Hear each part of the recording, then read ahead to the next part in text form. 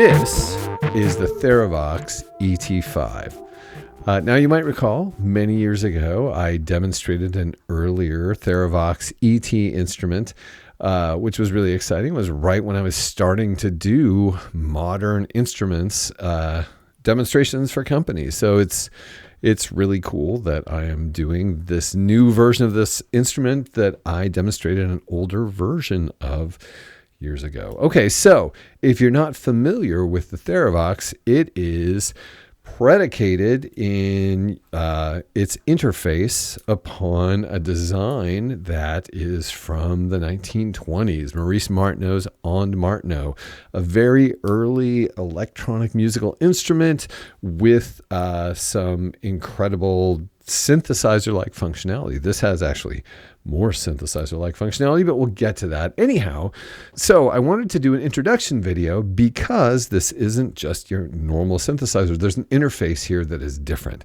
So I wanted you to have a sense of what you were seeing in regard to the interface and how I'm performing with it as you learn about the functionality in subsequent videos. So this is the Therevox.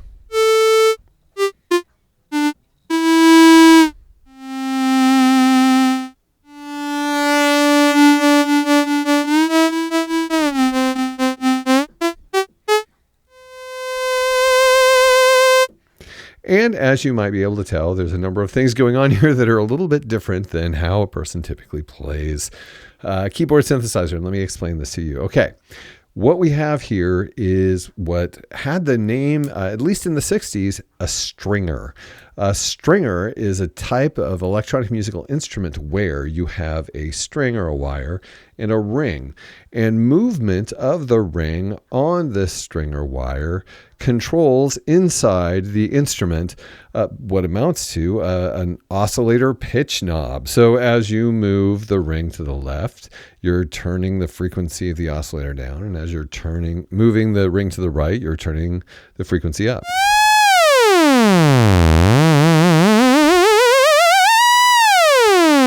And that is a very novel way to get an oscillator to respond to human physical movement in a way that musical instruments typically do. In a way, this is not unlike putting your finger on a string and moving your finger up and down the string when you're playing a guitar or a string instrument. Now you will notice there is a keyboard indication down below this string, which could allow me to, play specific notes.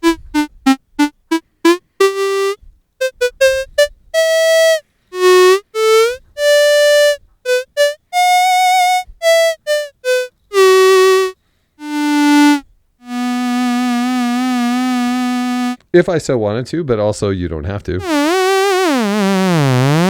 It's like a ribbon in the sense that it's one solid continuous frequency that you can do anything you want with. So you don't have to be a slave to, the Western tonality. If you don't want, you can play whatever you want, play by ear, play whatever frequencies, microtonal, whatever, which is one of the great elements of electronic instruments that made them so important.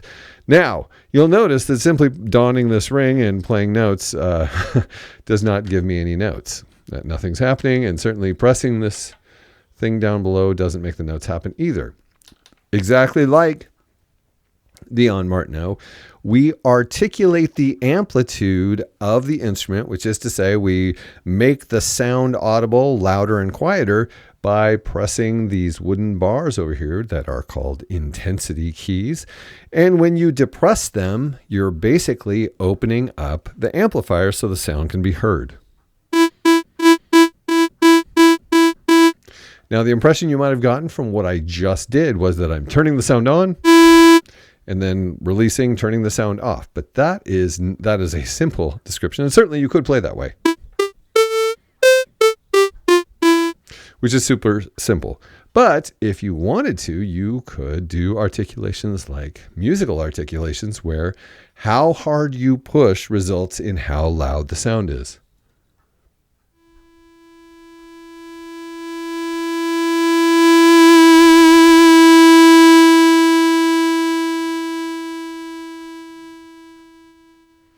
So, like many musical instruments, you are responsible for the amplitude of the sound based on how hard you are, well, pressing this button.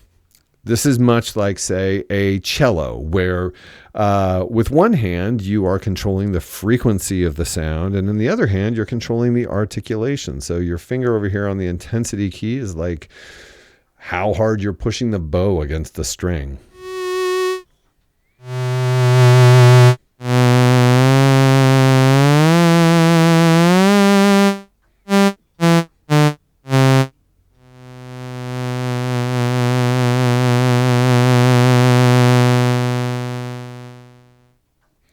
And that is essentially what we're talking about when we're talking about playing this Therevox ET-5. When you play it, the goal is, unlike some synthesizers, the goal on this instrument is expressive musical playing, which is to say, this responds to your interaction in the same way a musical instrument responds, where you are directly responsible for the frequency and articulation, and it's assumed that you're going to be doing something musical with that interaction.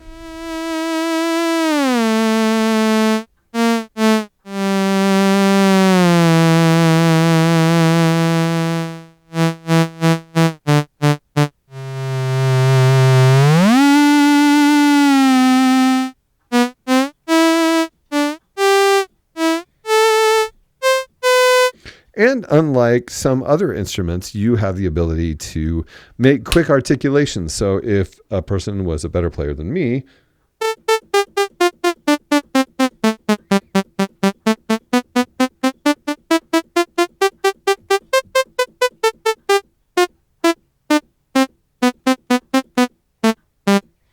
you can do articulations which do not indicate that you have a continuous frequency controller over here that you are controlling. So you might have noticed while I was playing, I resorted to tapping this board down below as if I actually was playing the keys, which is a way that helps my brain move my finger more adequately to get brisk articulations of frequency without slides in between them, which is like one of the hardest things about, say, playing a theremin. But by pretending to play these notes,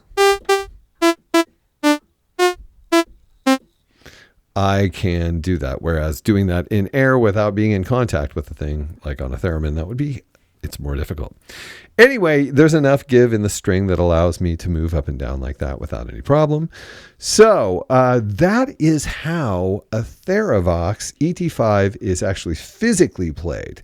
Now, there is a lot of functionality here, and we have these sliders, and then, of course, we have the patch bay and switches.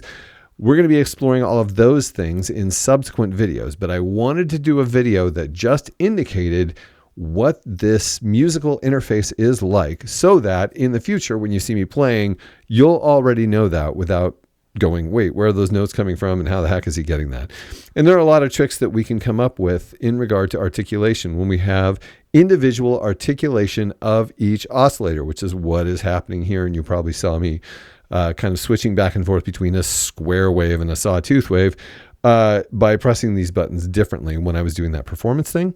So we'll get more into things that can be done with these intensity keys later. But at this point, I just wanted you to have an understanding of how this interface works as a musical instrument. So on to more videos.